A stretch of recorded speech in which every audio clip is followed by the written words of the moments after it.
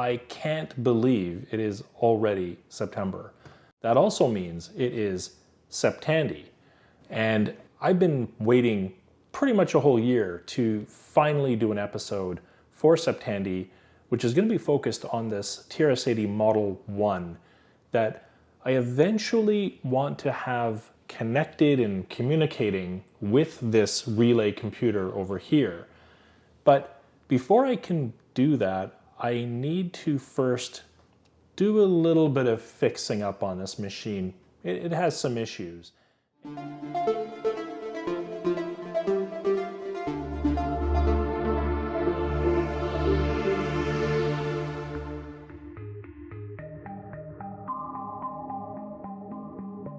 When I first powered up this TRS-80 Model 1, it was immediately clear that something was very wrong.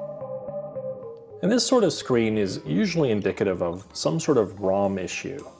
And this means opening up the machine for a closer look, which immediately uncovered a gift that was left behind by whoever opened up this machine previously. And it's making reference to a couple of memory addresses and a syntax error, but obviously they found the bug in the system. And for now, I'm going to leave the keyboard folded underneath and then just reorient the board so that it's easier to work on. For these sorts of fix-ups, I'm constantly referencing the TRS-80 technical reference as well as the SAMS computer facts reference for these machines. And the SAMS manual has an excellent preliminary checklist, which includes this voltage check on the Z1 and Z2 chips. On pin 3 from the Z1 chip, we're seeing 4.98 volts.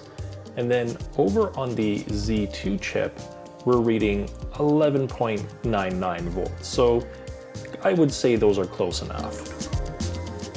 And before I go any further, I'm going to just give this thing a bit of a cleaning. There's this nice crusty layer of dust bunnies on here that we need to get rid of before we start pulling chips. So first a blast of some compressed air, and then I'll give the more obvious ones a manual wipe down. And for this, I'm just using some isopropyl alcohol, and I'm trying to stay away from some of the more sensitive chips that might have some sort of static discharge sensitivity. Now, I was a bit of a noob when I was recording this, and I didn't record pulling it from the socket, but there was definitely a bent pin that was not even connected. And it might be due to this receiver pin that clearly is not in the right place. And I'm really hoping that this particular fix was something as simple as a bent pin. And it was the bent pin. That's all it was that was causing the garbage screen. So now we're seeing the system booting up properly.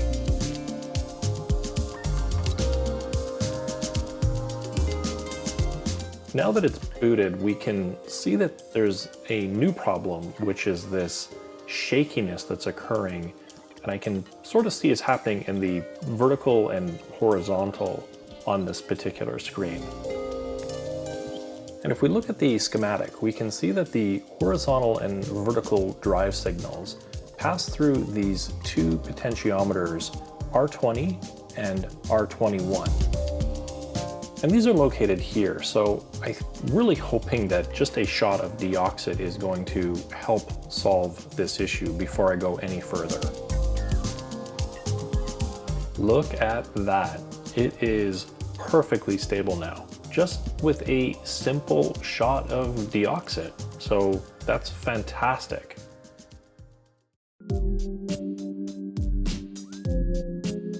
The next big problem to overcome on this machine is the amount of bounce that's occurring on the keyboard. And as you can see here, it's pretty extreme. So I'm really hoping that I can just take all of the keycaps off and give the contacts a really good cleaning to solve this issue. Now, I spot tested this contact cleaner on a couple of the more problematic keys, and it seemed to have solved the issue. So I figure I might as well just do all the keys, because who knows the last time any of these contacts were ever cleaned.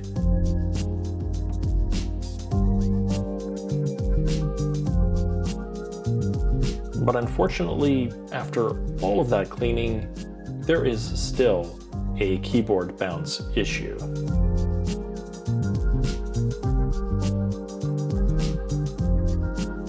Keyboard bounce was a major problem with TRS-80 Model 1s. And it was so common that RadioShack even sold this keyboard debounce software that would need to be loaded each time you powered on the computer. But by ROM version 1.3, they had finally implemented a proper ROM-based solution for keyboard debounce. So I ordered this great ROM upgrade kit from RETROSTACK. And while I waited for it to arrive, I got a bit distracted with another project, so the TRS-80, it went back on the shelf. Several months later. It's now August, and my workbench has been fully taken over by this relay computer. But thankfully, I've repurposed a desk for another workspace behind me, which I was just using to reverse engineer the tape loader for the relay computer. So I'll use this scrap piece of MDF as a pizza paddle and then just store my prototype away in a safe place. And now I can finally get around to opening up this package from RETROSTACK.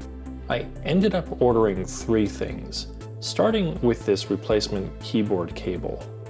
And then moving on to the foil wrapped goodies, we have the ROMs, as well as a character generator that contains several different character sets that can be easily selected using a 5-position dip switch. But the one I'm most interested in today are the ROMs. And these are actually ROM bundles. So in this case, you can use these dip switches to select between one of 8 different ROMs within this set. And it contains the ROM version that will hopefully solve the keyboard bounce issue. So it's time to pop the top on this one more time. And getting it flipped over without tearing the keyboard ribbon cable is always a pleasure. One thing to note is that this particular ROM package will only work with boards that are revision G. And on the bottom right, we have the 3 current ROMs, and then the ribbon cable that attaches it to the ROM interface on the other side. And then there's also these 4 wires that come from the ROM daughter board that are connected to various pins on the bottom side of the board. And since we're going with the latest ROM version, we should be able to do away with this other daughter board that is used for cassette timing problems on older versions of the ROMs. And removing this should be fairly straightforward in terms of clipping the connections, but there is this one line that was cut as part of this modification that will have to be corrected. So now it's time to take the leap and start clipping some wires, but I figure that if anything goes wrong, it's fairly simple for me to put everything back the way it was. Since this connector had previous issues with the pins being bent, I just wanted to make sure I was being extra careful and taking my time in getting this out of the socket again. And after the ribbon cable was removed, it's time to clip off those final lines from this daughter board and then very carefully remove this board from the other one, which was attached with these very gluey foam strips. And yeah, I probably should be wearing some protective gloves, but I'm pretty sure that even in the 70s, they weren't using any serious or harmful chemicals in this foam. At least I hope so. I briefly made a go at trying to get some of this residue off, but I found that it was starting to lift the solder mask in some places, so I'm thinking well enough to leave it alone for now. I have to say that popping in the ROMs was probably the easiest part of this whole exercise. But once I was sure they were firmly in place, I threw the switch, and well, that's not good. After spending a day scouring the internet and the technical references, I finally came across the technical bulletins from Radio Shack that contain this description about the dip shunt Z3, which clearly shows that with a new ROM without the satellite board, the first position of this dip should be open. And a quick look at the existing shunt and, well, they're all still closed. So hopefully this is just a matter of opening up that first pin to make everything work as it should. And instead of breaking the connection in the existing shunt, I'm going to replace the whole package with an 8-position dip switch. And then just set the first position to off, cross my fingers, and hit the power button. Now, at first glance, the ROM version is not obvious since they don't display the version number. But we can tell that we are using version 1.3 because the memory size and the Radio Shack basic message have been reduced in length, and this was to make room for the revised tape pulse delays and the jump to the keyboard debounce routine. Now that's all well and good, but the real test is to see if we still have any keyboard bounce, which is a slower go than normal because I'm having to type upside down. But eventually I got there, and for the first time we have an entire sentence with no duplicate characters. Currently we have the ROM dip switches set to 101 to select ROM version 1.3, but aside from all of the other ROM versions, we also have access to Adrian's famous diagnostic ROM just by powering off, setting the dip switches, and powering on again. And now we can see that this TRS-80's video, dynamic RAM, and current character generator all get a solid pass.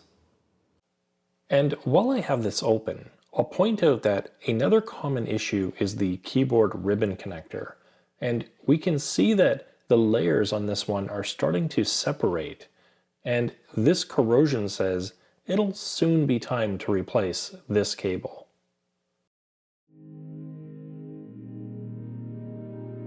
And now, just a bit of cleanup needed to remove these leftover wire pieces from the old ROM and cassette boards, while also performing a few continuity tests for good measure. And remember this cut trace we talked about earlier? Well, now that the cassette board is removed, I'll need to add a new bodge wire to make that circuit whole again. Clearly, the keyboard spacers in this unit are long past their prime. They've all become brittle and kinda gross looking, so it's off to the TRS-80.com site where we can find all sorts of 3D printable replacement parts. And lucky for me, my son has a resin printer, so I did some quick prints while he wasn't looking, and then gave them a quick cure in the UV rotisserie unit.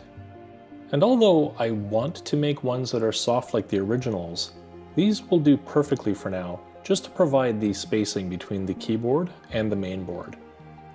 After the mainboard and keyboard are back in the case, it's just a matter of getting the top cover lined up and ready to be screwed in.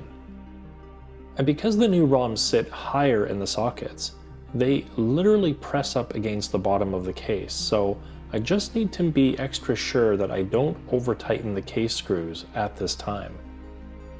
And finally, let's reconnect the power and the video, and then flip the switch just to see that everything is copacetic.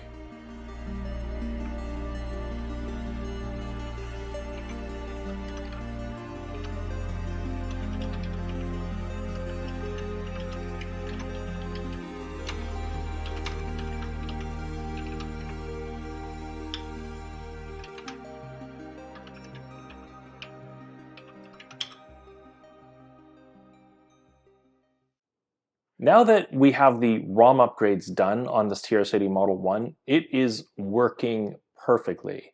The only concern I have is still a little bit with the video signal being a bit jittery, but that's something I can work out along the way as well. And it's certainly not going to stop me from moving on to next steps, which is to build an interface between this TRS-80 and this relay computer. And I'll admit here and now that I have no idea how to do that. So that's going to be an interesting journey in itself.